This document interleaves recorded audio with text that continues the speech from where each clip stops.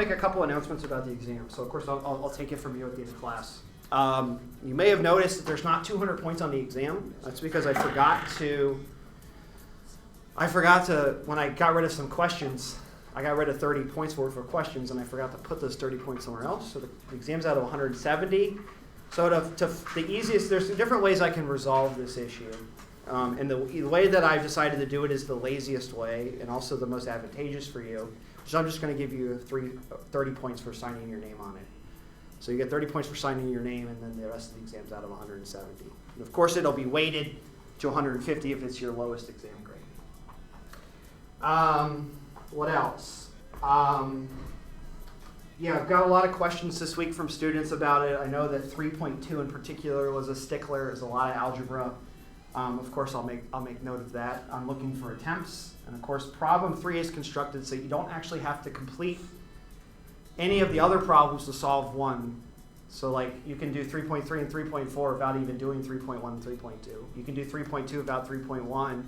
You can do 3.1, 3.3, and 3.4 without 3.2. It's all constructed so that if you get caught up in the algebra in 3.2 that you can finish the rest of the problem. And I built the point scoring in that way. If you notice, 3.2 is only worth like 20 points. It's not really worth that much. And so I'm not really emphasizing that you get all that math right, and it won't penalize you too much if you really get overwhelmed by that algebra. And again, I'm looking for logic and construction, not necessarily execution. Of course, if you get execution and logic and construction, if you get all of it right and you're able to figure it out, then that's great. No problem there. But it won't kill you if you struggle to finish it. So yeah, I'll take those at the end of class. That's kind of all I have to say about it. I'll have them back to you hopefully next Wednesday. I plan on grading them over the weekend. On Monday, if we want, we can go over some of the questions on the exam. I'll let you guys decide if you want to look at it or not. I want to do it today because Thursday hasn't turned theirs in, so we'll do it next week. Right. So today, I think we're going to have like a short lecture. It may be an hour, it may be less. I just want to kind of finish up vibrations. We're going to come back to vibrations, time allowing, with spectroscopy. I want to talk a little bit about vibrational spectroscopy. I know that's what people voted for. So we'll talk about it a little bit. So we'll stop this topic, kind of get the bare minimum of understanding. Then we'll come back to it from a spectroscopic context later in the month. What we're going to do on Monday is start putting atoms together electronically to make bonds and to make molecules. Right, so here we're just looking at the vibrations of bonds, but let's talk about the electronic structure of bonds. How do we combine atoms to make molecules? Right, so we're going to focus a lot on that for the next couple weeks. And so maybe like 2.5 weeks of April are going to be just on what we call molecular orbital theory, right? Building wave functions of molecules and doing analysis of them. Right? We'll come up with some simple ways to approximate things, do some calculations on the board, look at some examples. I'll do some real quantum chemistry for you, demonstration, show you what a real calculation of a real wave function of a molecule looks like when we do it at a level that a theorist would do. We'll look at how the logic of the calculation goes. We'll look at different features. And then again, we'll tie into everything we've talked about before, this idea of orthogonal wave functions and adding wave functions together and making guesses. Problem 3 on the exam, this idea of guessing the wave function for a problem. You might know what the Hamiltonian looks like for a system, what the energy is, but you don't know what the wave function looks like. Sometimes we have to guess. And in fact, that's what we do in real life. When we get to very complicated systems with many electrons and many molecules, we don't know an exact wave function, so we have to make a guess for it. And using the variational theorem is one of the ways that we can calculate an energy. We make a guess and we calculate the guess energy. And we know that that energy is going to be higher than the real energy, but the better the guess we make, the closer we get. So we'll see that come back again in full swing. Some of the things that I've hinted at will directly apply to molecules. Okay, so vibrations. I just want to finish up a little bit. I'll give you some examples of interesting vibrational stuff. We'll make a few comments about some of the interesting things that polyatomic molecules can do vibrationally. But the idea is very simple. The idea is that when we go from a diatomic to a polyatomic molecule, we can no longer use the same kind of math that we used before, the idea of two masses attached with a spring. Now we have many masses with many coordinates, many springs of different strengths. Right? And we don't really have a luxury of doing the analysis in the same direct way that we did with diatomic molecules. So I kind of walked through last class kind of the logic that we use to come up with a new system of coordinates that allows us to reduce the system into a series of vibrational modes, what we call normal modes, that all are orthogonal, they don't talk to each other. You can move the system collectively in some direction, and that acts as an individual, almost diatomic molecule. All right, so the idea is that 3D molecules, three-dimensional molecules have 3n minus 6 normal modes, where n is the number of atoms. And so that's how many vibrational modes they have. So, of course, the diatomic just has one, just the stretch. The more atoms you add, the more vibrations there are. There are 3n minus 6 of them. And each of these modes are represented by some collective motion of the bonds and the atoms. And these motions are orthogonal, which means that there's a wave function associated with each one of them. They don't talk to each other. If you move along one coordinate, it doesn't affect the other. And the energy of them is just a harmonic oscillator.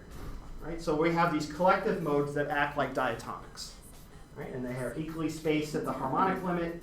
They each have their own quantum number.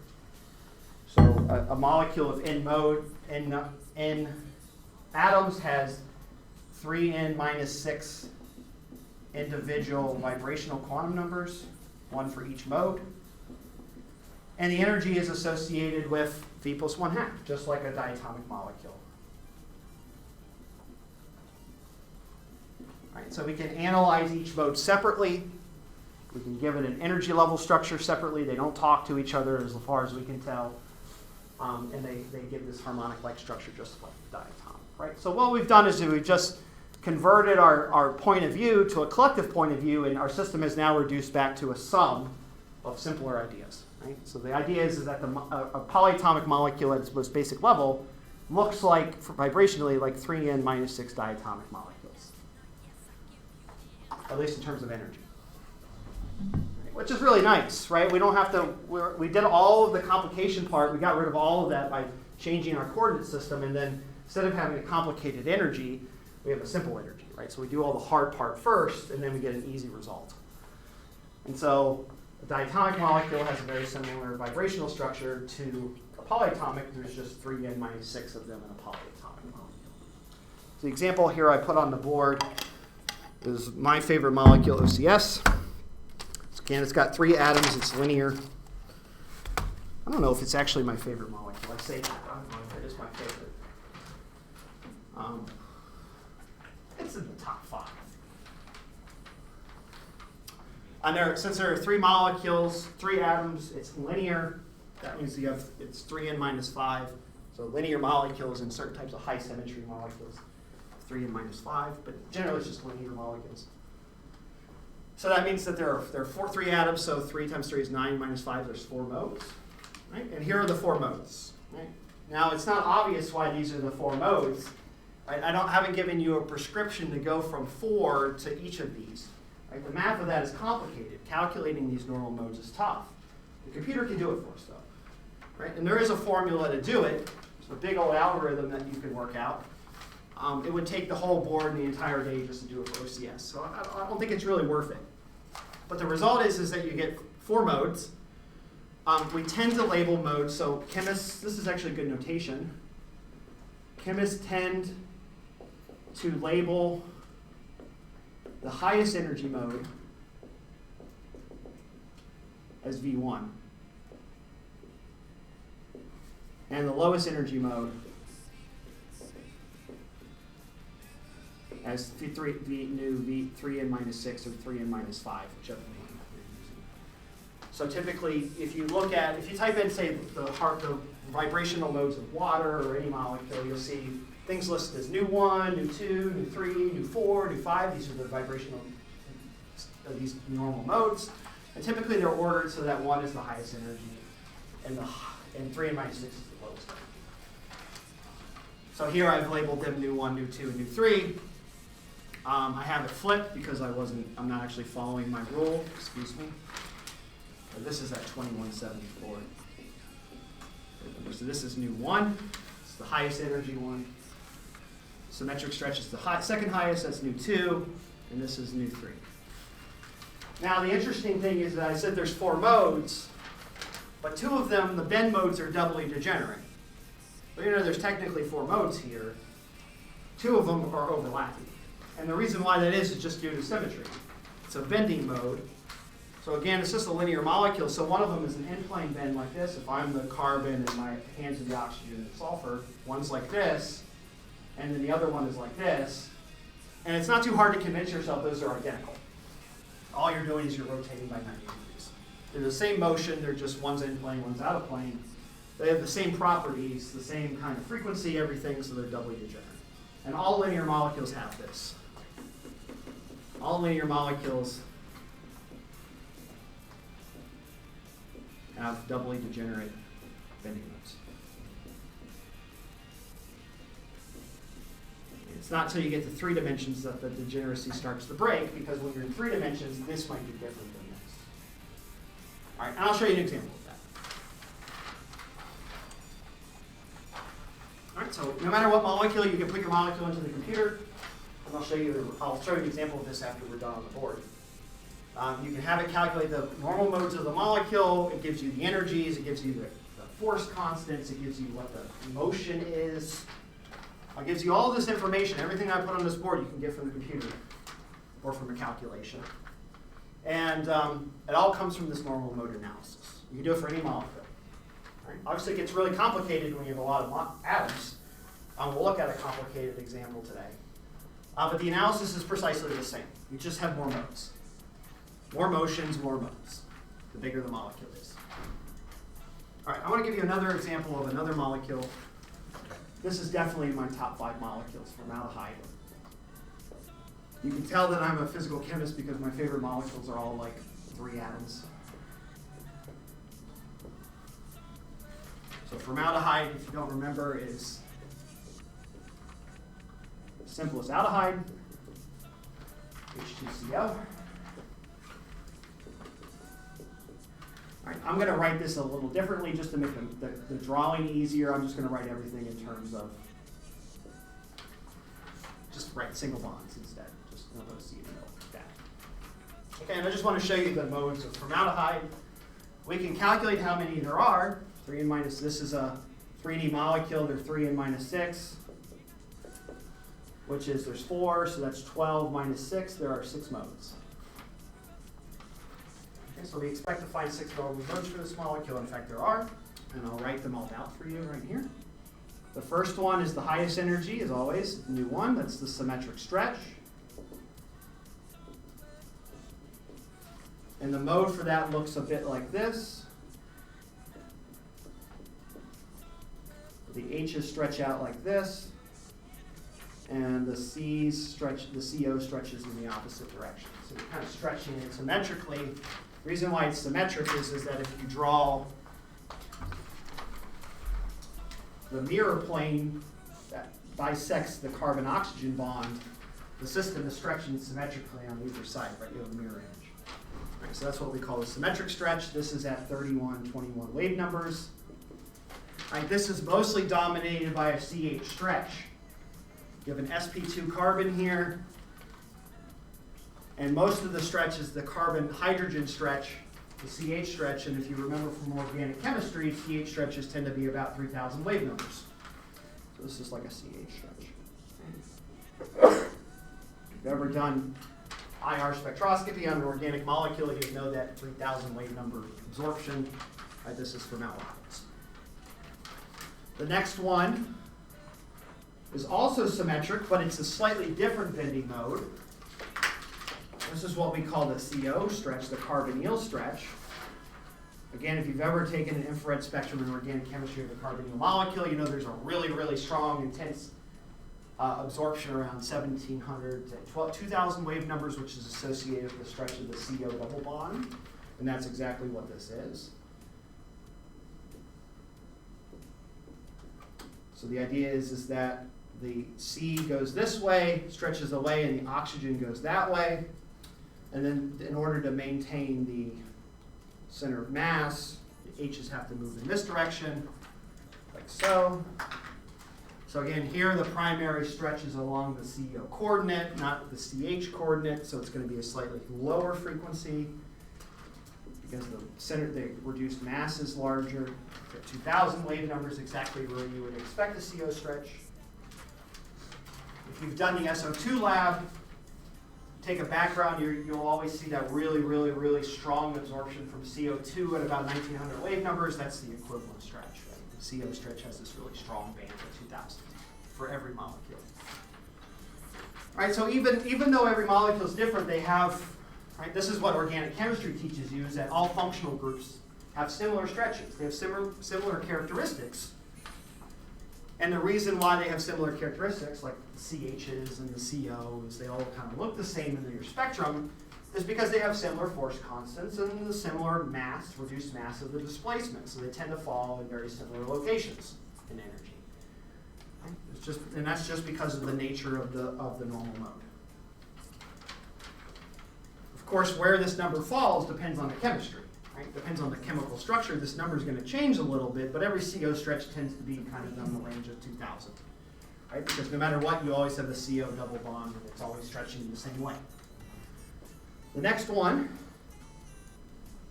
U3, is what's called the in-plane scissor. Now we're starting to get into what they call the fingerprint region of the infrared. Typically, that's the part in organic chemistry where you're like, I can't analyze this, there's too much stuff. But these modes, of course, are very interesting despite that. And what the scissoring is just from the H's bent, coming in together like this. So the H's kind of bend in together. And to compensate for the change in the center of mass from doing that, the C and the O kind of move away from the hydrogens. And this is at 1400. Wave numbers.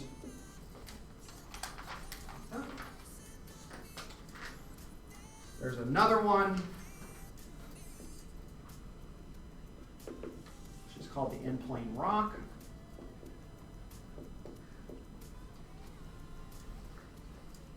And this is the symmetric one. There's an anti-symmetric one, and I'll explain the difference in a second. Here,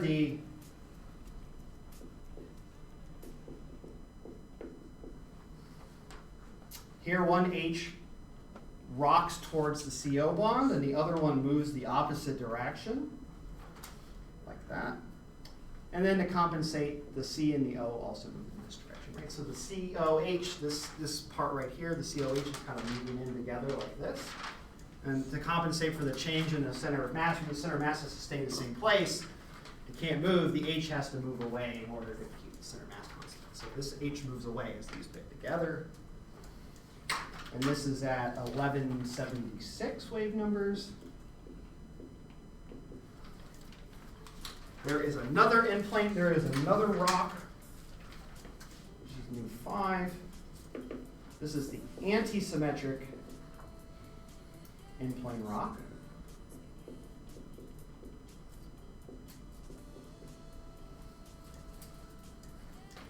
Here, the oxygen moves in the opposite direction of the rocking motion.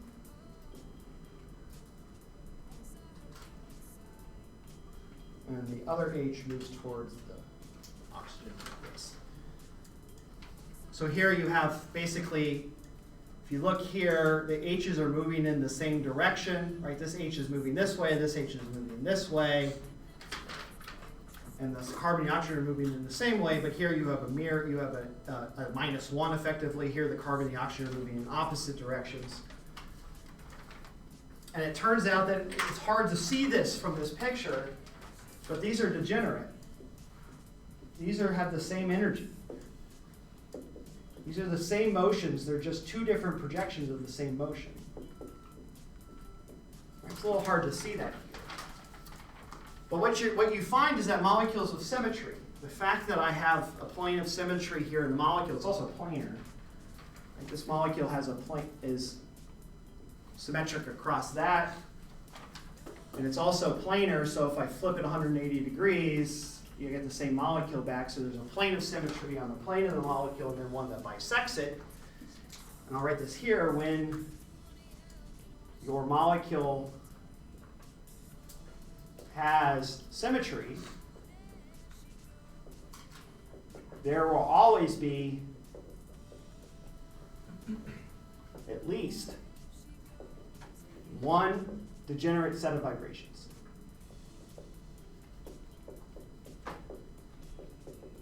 Right? It depends on the symmetry of the molecule which one's degenerate. But in the case of formaldehyde, these rocks are symmetric. They're degenerate. All right, so the only molecules that have no degeneracy, every mode is exactly unique and has different energies, are chiral molecules, molecules that have no symmetry at all. Molecules like amino acids, right? An amino acid is chiral. It has no plane of symmetry or no point of symmetry, and all of its vibrations are completely unique. Right? It has no degeneracy. So only chiral molecules have no degeneracy. If you're taking my spectroscopy class next semester, we'll talk about this symmetry idea and how it plays in the spectroscopy and quantum mechanics. Symmetry is super important for chemistry. If you're taking solid state with right now too, you've probably seen that as well. Symmetry plays a huge role in chemistry, but it's kind of tough to work with. So we don't really have the time to do it. But we can get around it empirically. There's one more mode, right? There's 6, so I've missed one. And the last one is kind of boring. It's the out-of-plane rock, where basically the hydrogens are leaving the board like this. The oxygen is going into the board, and the carbon's going into the board, and the oxygen's coming out. The whole system is kind of bowing away from the carbon out of the plane of the board, like that. This is at 1165 numbers. And that's it. There are 6 vibrational modes for formaldehyde, and these are the 6. All right, notice that they're all collective motions. Right? There's not, when I say a molecule stretches along the CO bond, a CO stretch, like you learn in organic chemistry, it's not really that the CO bond is stretching. It's just that the primary component of the motion is the CO stretch. All the atoms move in a collective motion. But in a CO stretch, the primary motion is the CO bond stretching. But of course, the hydrogens also have to move a little bit. Right? So just to call it CO stretch is somewhat of a misnomer. It's a bit misleading because everything's moving, but the primary component, if you will, is along the CO bond. Same with the new one, the symmetric stretch, the primary component is the CH. Right? I'll show you some animations of vibrations like this in just a minute. Right? So when you see these animated, they'll become much clearer how this works. Okay. There's couple more things I want to talk about before I show you an example. We'll talk more about this hopefully during spectroscopy, but there are a couple features that normal modes have. The first is that the allowed transitions between vibrational states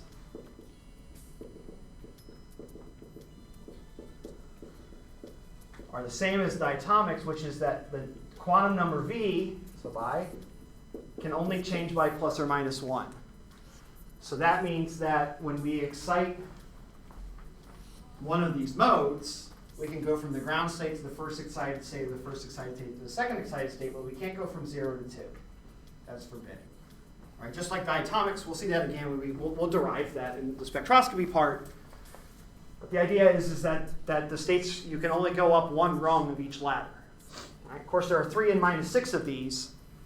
Also, I'll just add, this is kind of, because they're orthogonal, this is obvious, but also, how do I want to say this? The mode identity can't change. So I couldn't go from, this is forbidden, for instance. if I start from, say, nu1 equals 0 and excite to nu2 equals 1, I've taken energy from one motion and put it into another, that's a no-go. You can't do that, right? So you can only go, say there's 3 modes, nu1, nu2, and nu3. The only way you can put energy into them is vertically through the ladder, right? So they can't change. This does break down, but there are places where this breaks down, but we don't have to worry about that so much. At very high energy, this might break down, but that's not a big deal right now. But for normal molecules, you're doing organic chemistry, you're taking IR spectra of your molecules, you're doing analytical chemistry. You have a system in a specific mode, it can't magically turn into another vibration. You can't transfer energy from one to the other. You can only transfer it along one motion, okay? So basically the molecule, if it's in one vibrational state, it's stuck there. This does get broken. Actually, both of these get broken. Another really interesting thing about normal modes is that you can excite multiple modes simultaneously.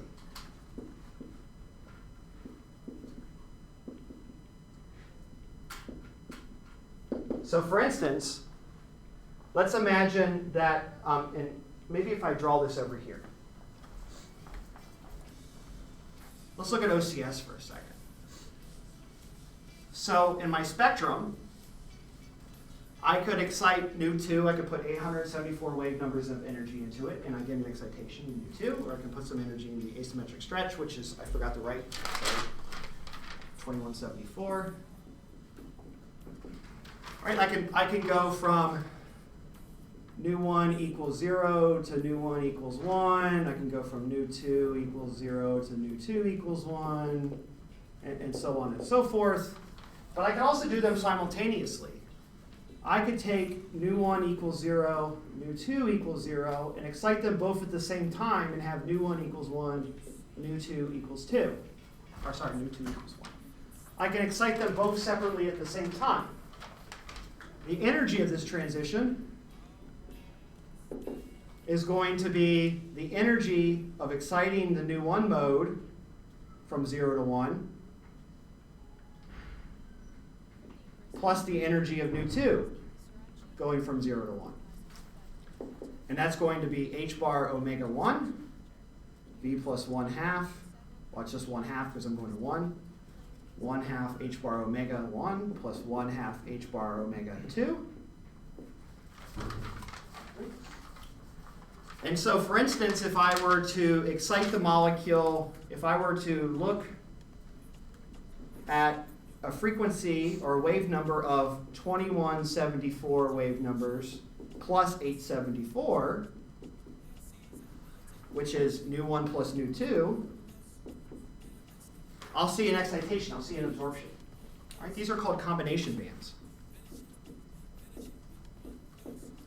So even though I can't transfer the identity of a vibrational mode to another, I can excite them all individually. And I'll see absorptions where I have 2 modes added together simultaneously at the sum energy of the 2.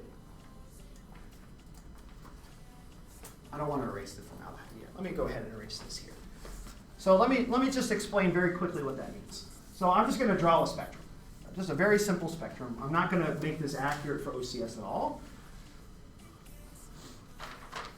But if I were to write here, wave number, all right, where would I expect to see absorptions? Well, I'd see one at each of these modes. So there would be one at 539. This is the nu3. I would see one at 874, which is nu2, or nu2. And then I'd also see one at 2174, way up there. That's nu1. All right, but I'm also going to see bands where you add them together as well. At nu1 plus nu2, nu1 plus nu3, nu2 plus nu3. Right, so let's look at those. Let's do nu 1 plus nu 2. That's 2174 plus 874. That's about 950. So at 2950 roughly, I'm going to see a peak. That is the nu 1 plus nu 2. And then what else do I have? Nu 2 plus nu 3 is at 874 plus 540 roughly. So that's 1400 roughly. So roughly around 1400. I'm going to see the nu 2 plus nu 3. Like that. And then there's also the nu 1 plus nu 3 as well at 26 something. It's going to be a nu 1 plus nu 3 here around 26.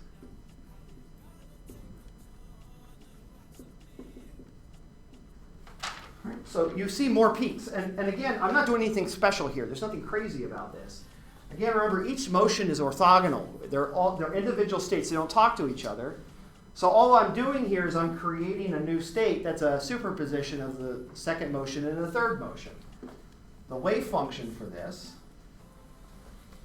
for the nu 2 plus nu 3, is just the wave function for nu 2 times the wave function for nu 3. I may want to, yeah, it looks like that, right? Direct product, right? So I can have wave functions that are products. That's totally okay. Sorry, no, it's nu 2 plus nu 3. I apologize. Right, it's just the sum of the two. All right, so I can have combinations. I can have fundamentals. Right, fundamentals is just one motion. I can have combinations of motions, but I can't convert one motion into the other. All right, so I can excite them simultaneously, or I can excite one or the other. All right, and of course, you can have multiple combinations. You can have nu 1 plus nu 2 plus nu 3. Or you can have these big, long combination bands. We don't typically have to worry about those because they tend to be at high energy, but they all exist. So let me just write that. Normal modes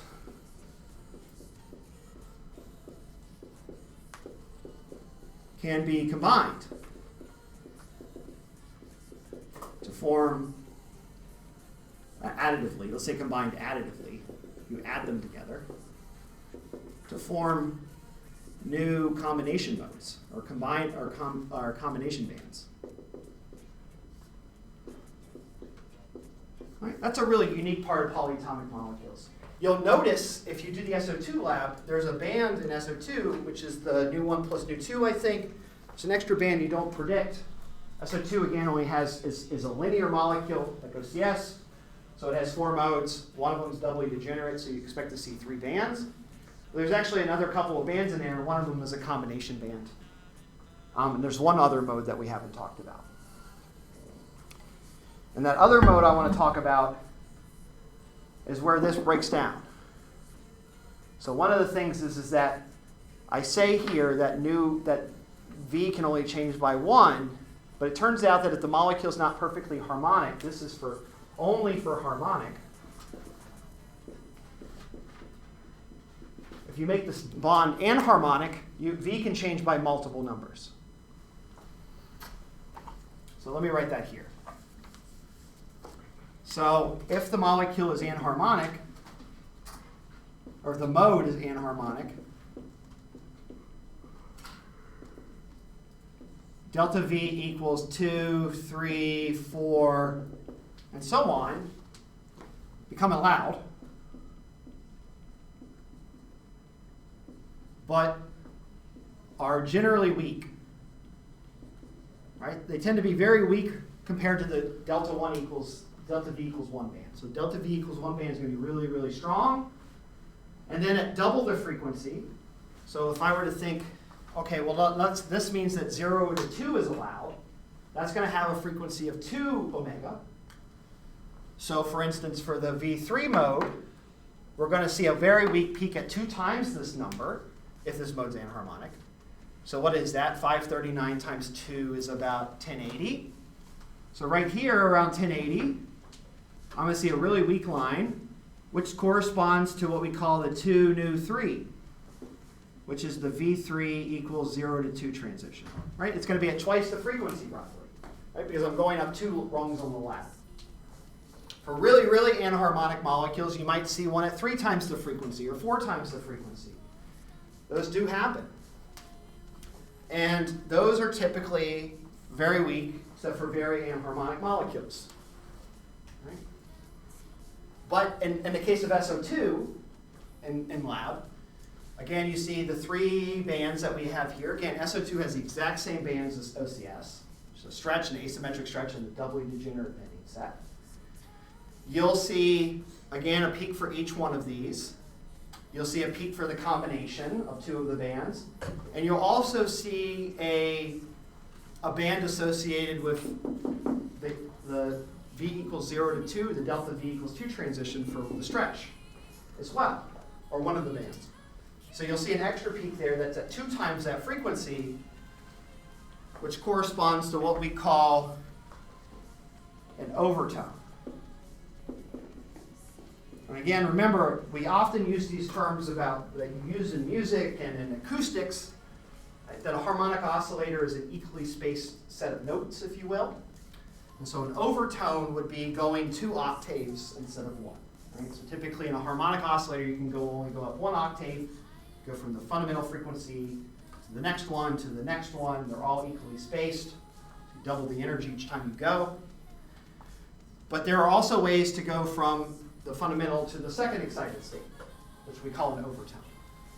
Okay, so often in real spectra, you're going to see a band associated with each of the bends or each of the modes. You're also going to see absorption bands corresponding to combinations of them, linear combinations of the different vibrations.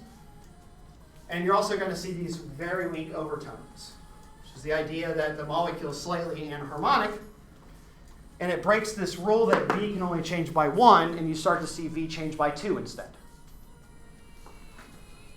Okay. All of this right here is consistent across all molecules. Right? There's nothing really unique about this. Every molecule has 3 and -6 modes, and they can be added in a way that combines them in a linear fashion, like a combination band, as I've shown here. And if the mode is appreciably harmonic, you can excite it 2 octaves instead of 1 octave. 2 notes, 2 quantum numbers, 2 levels of energy change instead of 1. All right, those are overtones. All right, some molecules, say like, for instance, the OH radical, OH with an unpaired electron, it's a very anharmonic bond. Most OH stretches are very anharmonic, and you see 2, 3, 4, all the overtones in the spectrum. They're all quite strong. Right, so the more floppy the molecule is, the more anharmonic it is, the stronger these overtones tend to be. Right, so in the case of SO2, it's anharmonic enough that you actually see an overtone in your spectrum at 300 Kelvin. But again, all we're doing is just adding numbers, right? We have fundamental, each mode, each excitation, each vibration has a note, a fundamental note at a given frequency. And on average, we're going to see peaks associated with, at the energy level difference, that note frequency, h bar omega. And occasionally we'll see them at integral multiples of it, 2 h bar omega, 3 h bar omega, 4 h bar omega, right? These overtones as well. Okay. So it's just the logic of springs and waves, standing waves. And when you have multiple waves, again, there's nothing special about this idea of combination bands. If you had a very complex 2-dimensional or 3-dimensional spring system, you have a bunch of masses attached with a bunch of real springs, the vibrational modes, the modes of the vibration of that really complex system have normal modes. It's a classical idea, where these collective motions of all the springs and masses together. And they also have things like combination bands. You can add multiple vibrations together. The idea of an overtone doesn't really make any sense classically anymore because of the fact that you can represent the notes continuously. But the idea is the same, right? There's nothing different between a molecule and a set of collective springs and masses. And this is the same mass that you would get if you were to represent the molecule or some sort of complicated stringed instrument, where all the strings are connected and coupled to each other, like a really weird piano. And in that piano, you would have normal modes as well, these collective motions that represent fundamental notes of the system. Right? So molecules are the same way. All right, so when we get to spectroscopy, we'll look at this more carefully. But the idea is pretty straightforward. Any questions about that? Okay. Okay, so for like the next 20 minutes or so, I want to show you an example. A little more complicated example. Well, again, I'm a man that's not particularly creative, so I'm going to pull from my research an example of some vibrational analysis. Right? Where does this play a role? In my case, what I want to do is I want to understand the structure of a molecule. And what I find in my study, again, I do spectroscopy, so I'm going to use the spectroscopy of a molecule to study its structure, that the vibrational mode, the vibrations of the molecule, affect how I interpret the structure. So in order to interpret what the structure of the molecule is, I need to understand its vibrations. And I'll explain this in a very simple way. So let me pull up my laptop. So the molecule I want to look at today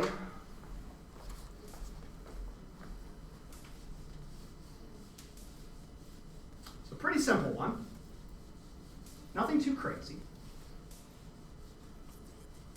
And this is something that a colleague of mine synthesized, his student synthesized, and he wanted me to determine the structure of it. It's a cyclopentane ring, and connected to it is a silicon with either 3 hydrogens or 3 fluorines. All right, so instead of having a methyl group here, I have a silane group. Silicon. Silicon, the thing that's interesting about this is that carbon-silicon bonds are very weak and anharmonic. Right.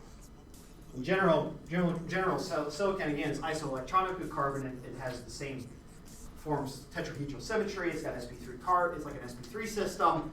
But because it's down the periodic table, its valence electrons don't interact well with carbons, so the bonds tend to be pretty weak. We'll talk more about that when we get to molecules. But anyway, so what I did is he gave me a vial of this molecule, and I went to go take a microwave spectrum, a rotational spectrum of it, to determine the structure. Rotations are low energy, much lower than vibrations. But what I noticed is that the answer that I get from my experiment is different than what I would predict. Right? I predict a structure that looks, in fact, I'll show it to you. I'll show you what the calculations suggest the structure looks like. So let me go ahead and open up Gaussian.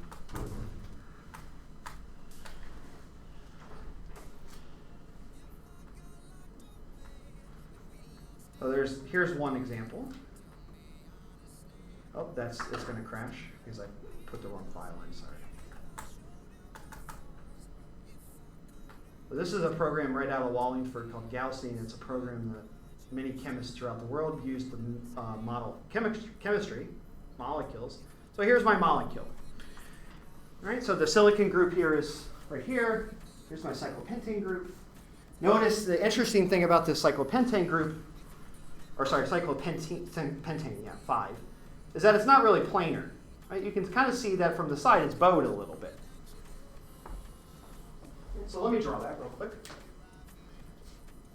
So if I'm going to look at it from the side, looks kind of like this. And this is bowed down slightly like this. Yeah. And then I have the silicon. There's a hydrogen pointing straight down, and then the silicon is pointing like this. All right. Here's an interesting point. And this isn't obvious from just drawing the structure, and it doesn't really play a role here, but it's a worthwhile point. What if I swap these? If I swap this hydrogen here and put the silicon here, swap the order, do I get a different structure? And the answer is yes.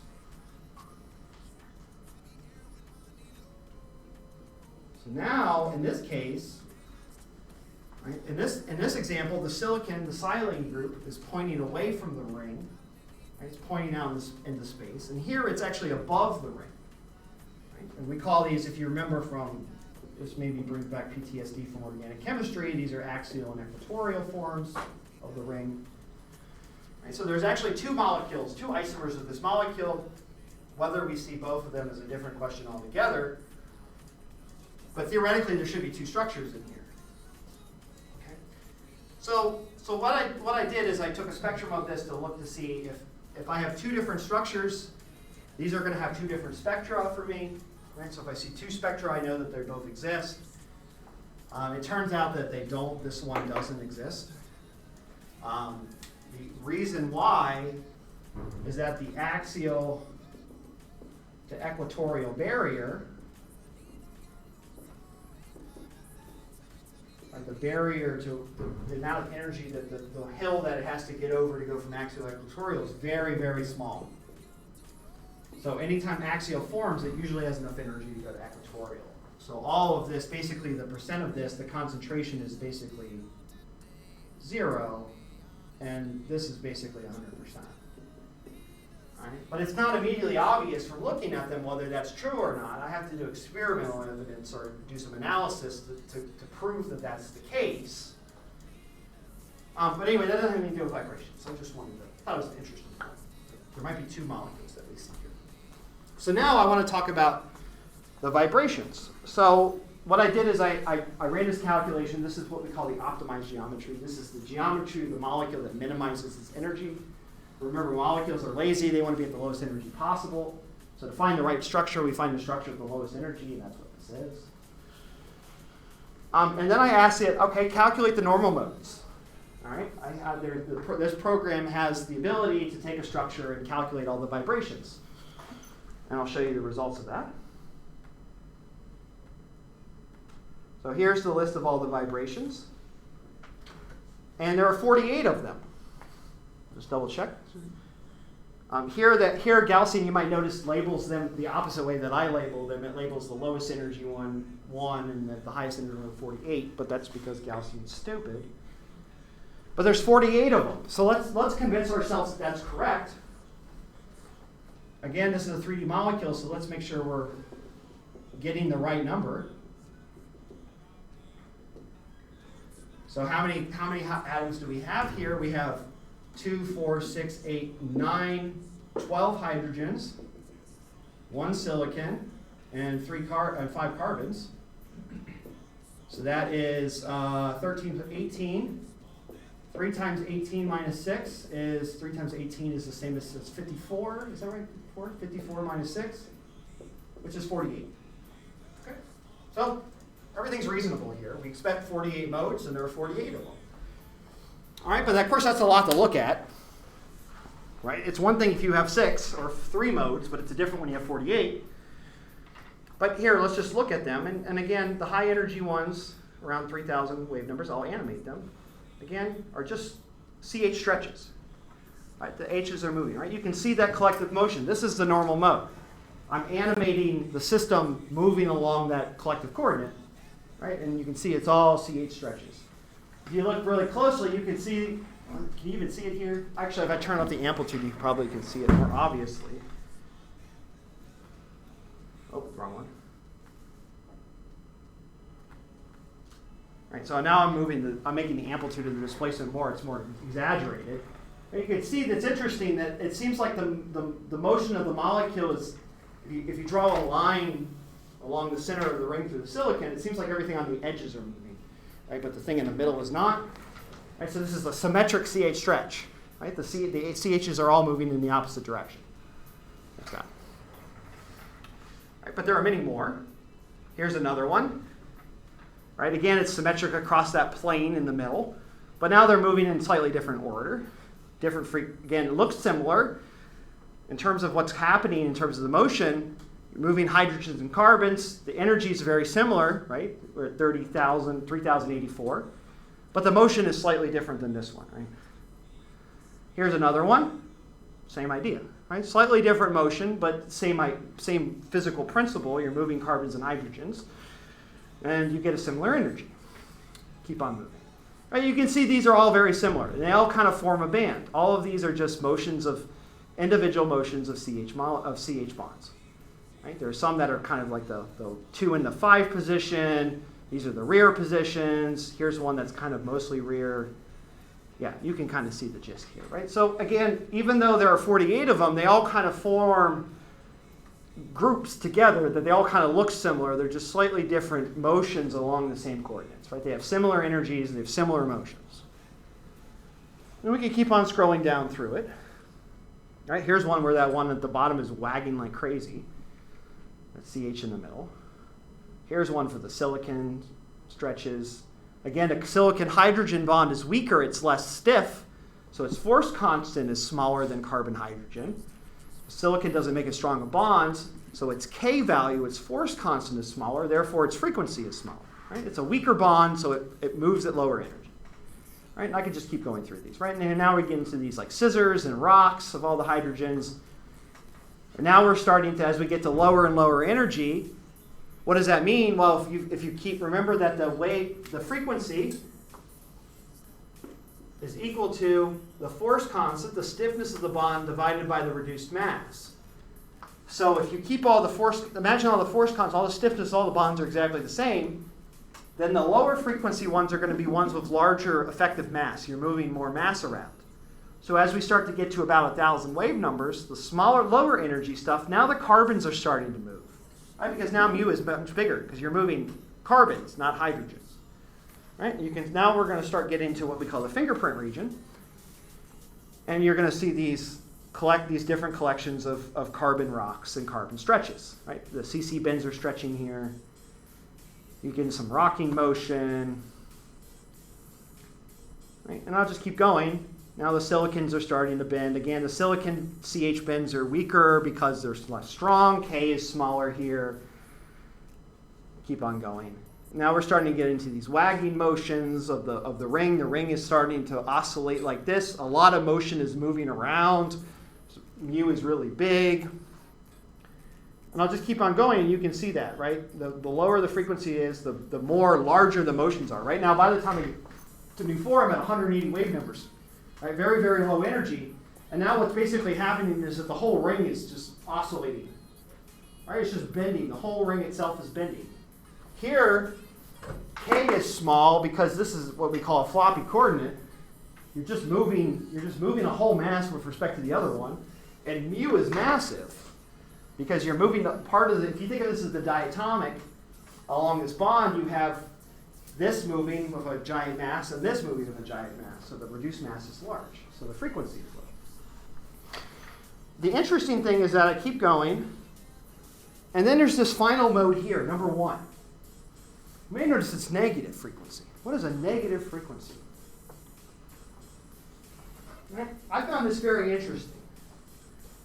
I shouldn't get a negative frequency, right? It would make no sense physically. What is a negative frequency?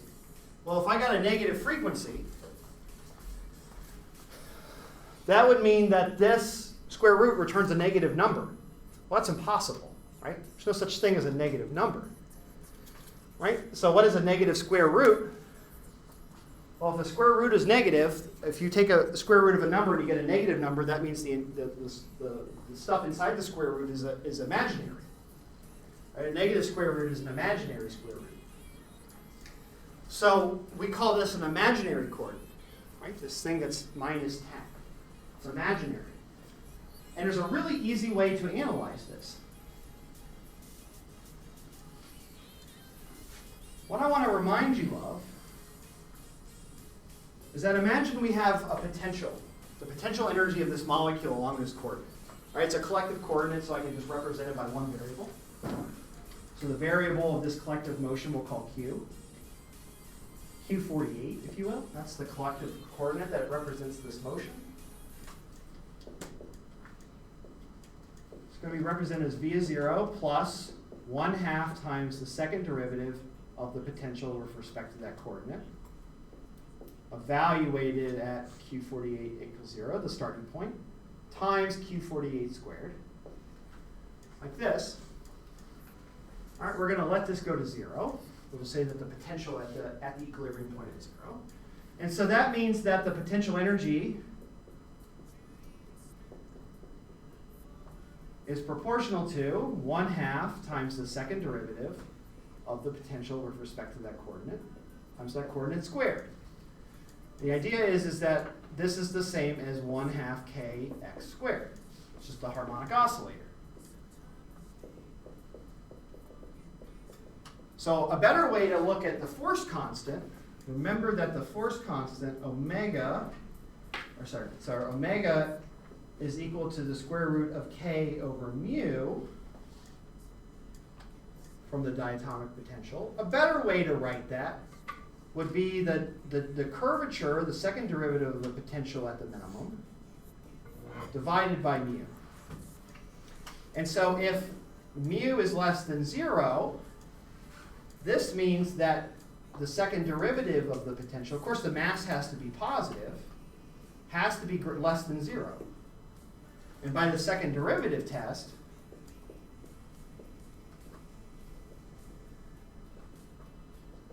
this means that the potential at the equilibrium point along this coordinate is a maximum.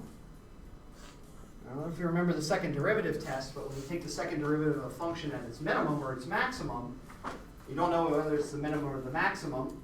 You know the first derivative vanishes. That's the first derivative test. That means you're at a minimum or a maximum. If the second derivative is positive, you're at a minimum. If the second derivative is negative, you're at a maximum. Right? And I'll show that to you, just to remind you of this. If I were to draw a potential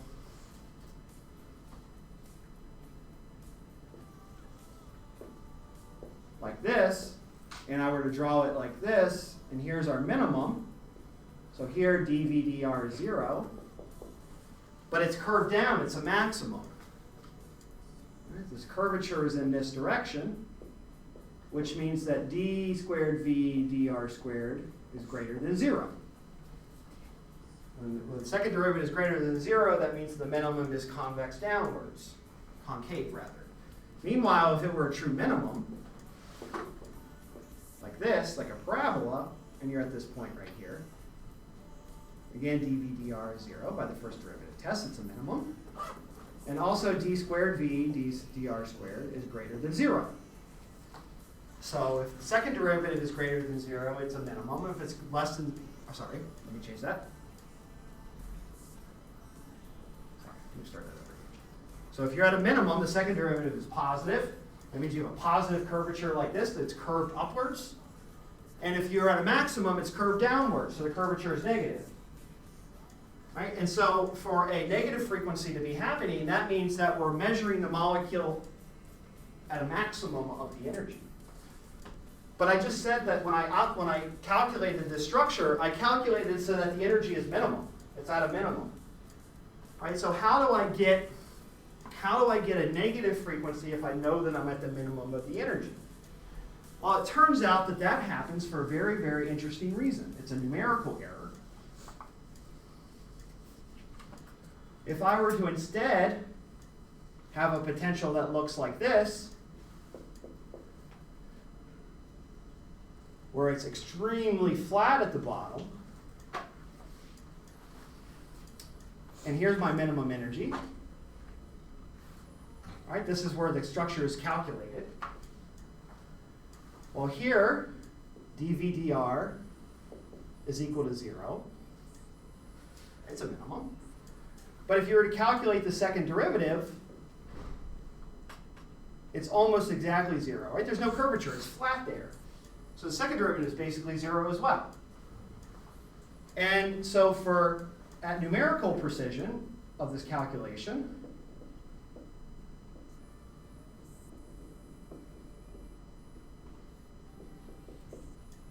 a negative frequency generally means I'm in a very, very flat region of the energy, flat minimum of the energy. All right, so what that means is that what I'm measuring is the structure. The structure is not an energy maximum. That would be bad. That means my energy calculation didn't work. It needed to be minimum everywhere. What it means is that it's found a minimum that's so shallow and so flat that the second derivative basically vanishes. And what you're seeing is a tiny, tiny error that just makes it negative. Right? So this is just an error. But it's a very instructive error. I should get a positive frequency there because, again, the curvature is positive. Right? Right? So my omega should be positive as well. The frequency should be positive. But I get a negative one. And all that's telling me is that the negative frequency is an artifact of the fact that the potential is really, really flat here. The important thing about that is that a flat potential is equal to an anharmonic one by definition. If the potential looked like a parabola, like 1/2 kx squared, I'll just draw it. Here's the minimum of that potential. It should increase like this. Right? The minimum is just a single point. That's a real minimum. But what I have here is a very shallow flat potential where you have lots of points at roughly the same energy. So instead of having a single point at the minimum, I have a surface at the minimum.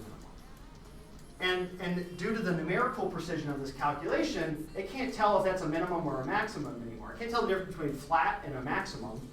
And so it gives me a very, very small negative number. So what that tells me, this negative number tells me that the potential of this motion is very, very anharmonic. All right? What that means is that I can't use the harmonic oscillator approximation. The idea that all the vibrations and everything look like a normal harmonic oscillator, I can't use it anymore because the potential that the molecule sits at is actually very, very flat. It doesn't look like a parabola at all. Now let me show you something even more interesting. I got maybe 5 minutes left. So I don't have an animation for this, but I do have some data. So what I'm going to show you is the vibrational calculation, the raw results of it, way down at the bottom of this. New 48, mode 48. Oh, this program actually does it the right way. So here you can see, here's vibration 1. It's kind of hard to see, but it says the frequency and wave numbers. So let me just show you all this data. Every mode has this from this analysis. Here's the mode 1. Here's the reduced mass of the mode, the force constant. Notice the force constant's negative. That gives me an imaginary frequency, I, here. All right, so this shows me that I have an imaginary frequency. Here are the coordinates of the mode. This is how the molecule moves. This is the displacements of all the atoms in this mode. Right, that tells you the collective motion. But I get a negative frequency. But here it's 98 wave numbers, negative 98. Okay, so what I'm going to do now is I'm going to take my molecule, and instead of having hydrogens there, I'm going to have fluorines. The important thing about fluorine is that it's electron withdrawing. So the electrons in this bond, the carbon-Si bond, get pushed towards the fluorines. The fluorines pull the electron density from this bond.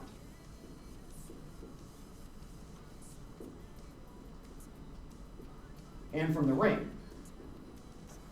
So what happens is that when you add fluorines to it, the molecule pulls all of the electrons that are sitting in here, it starts to pull them towards the fluorines, and it depletes the electrons from the bonds, and it should make, therefore the bonds should be floppier, because they have less electrons in them, less electron density. Now how would I measure whether it's floppier or not? Well, if it's floppier, that means I'm going to have a flatter potential, and I should get a frequency closer to 0. The flatter it is, the more floppy it is. So here's the same calculation, but with the trifluorines, the trifluorinated molecule. Sorry.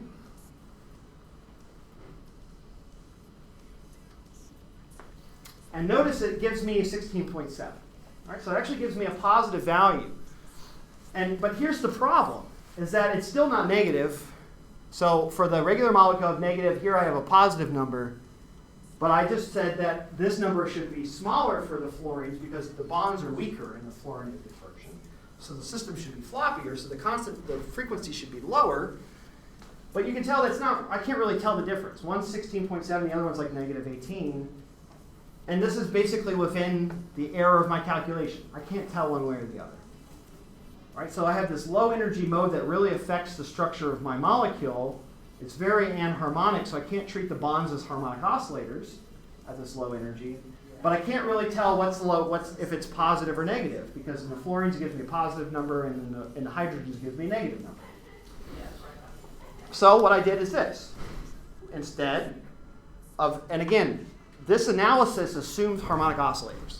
Right? All of this analysis is assuming these are all harmonic. Right? What I'm telling you is that fails. Right? So this number is completely meaningless. Completely failed. Right? It works for the other ones fairly well, but for this last mode, this low energy mode, it's so floppy and so anharmonic that you can't really determine anything from this analysis. It doesn't give me any chemical productivity at all. So what can you do? Well, the advantage is that in normal modes, remember the coordinates are all collective, and they work. There's basically, you have one collective coordinate you can model your potential on. So it reduces to a one-dimensional problem.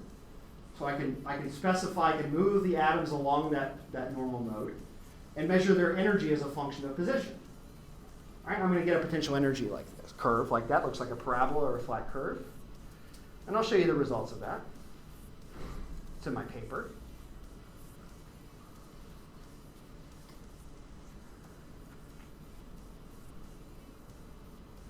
All right, so what I did here is I moved my structure along that floppy mode. Basically, I just moved the atoms along that collective coordinate, which is this angle. I measured it as an angle. All right, so this is the equilibrium position of the molecule, and I'm stretching it one way along that mode and stretching it the opposite way along the mode and measuring the energy. These are my measured numbers right here, these red dots. So at different parts of the motion, this is the energy. And you can see in cyclopentylsilane, one of the hydrogens, it kind of looks like a parabola. All right, it's fairly harmonic. Here are the energy levels. This is the V equals 1, V equals 2, V equals 3. But you notice if I change to fluorine, the potential gets much flatter. Much flatter. And because it gets flatter, it's more floppier. The energy levels decrease because the bond is not as strong and rigid, so the energy levels get lower in energy. Right? This one's here at about 20 wave numbers. And here it's almost at 8 or 10 wave numbers. Because the molecule is weaker, the bonds are floppier. And it's very anharmonic. It kind of looks like a parabola here, but you can't fit it to a parabola. All right, you have to fit this to a quartic potential, to x to the fourth times x plus x to the third plus x squared. This is anharmonic.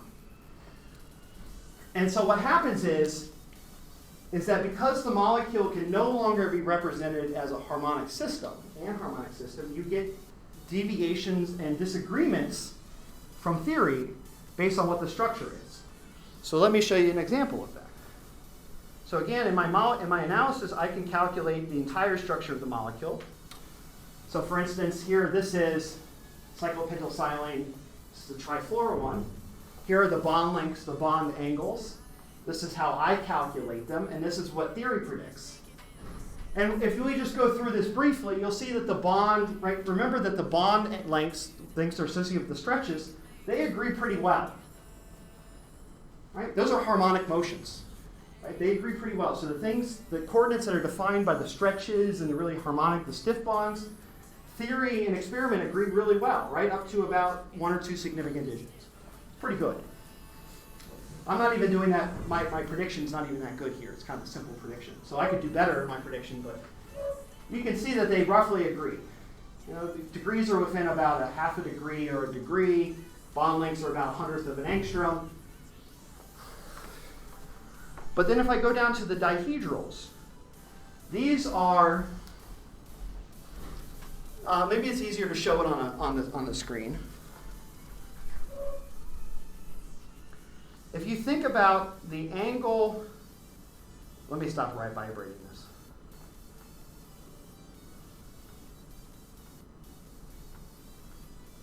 If you think about the angle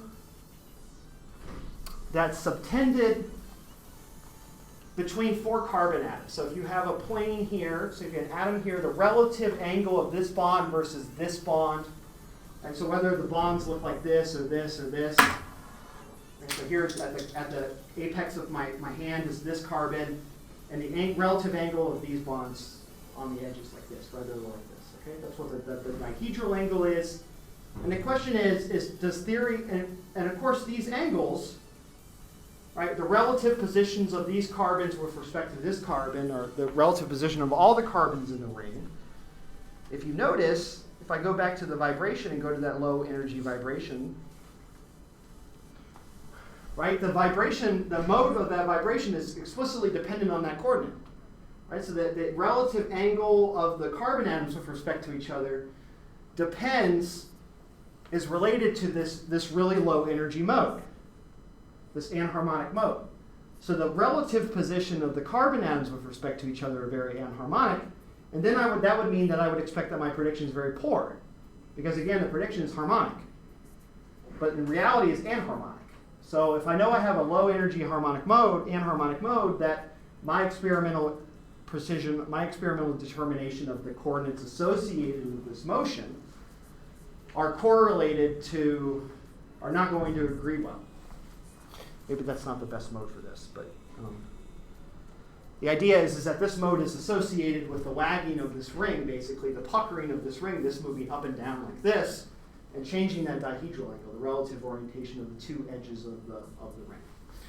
And so when I go look at those dihedral angles in my experiment,